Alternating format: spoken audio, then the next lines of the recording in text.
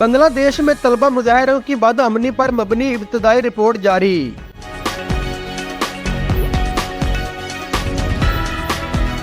اقوام متحدہ انسانی حقوق نے بنگلہ دیش میں حالیہ طلبہ مظاہروں کے حوالے سے بدامنی پر مبنی ابتدائی رپورٹ جاری کر دی۔ رپورٹ کے مطابق بنگلہ دیش کے حالیہ احتجاجی مظاہروں اور فسادات میں 600 سے زائد افراد ہلاک ہوئے۔ 16 جولائی سے 4 اگست کے احتجاج کے دوران 400 افراد جان سے گئے، جبکہ 5 سے 6 اگست کے دوران ہونے والے مظاہروں میں 250 افراد ہلاک ہوئے۔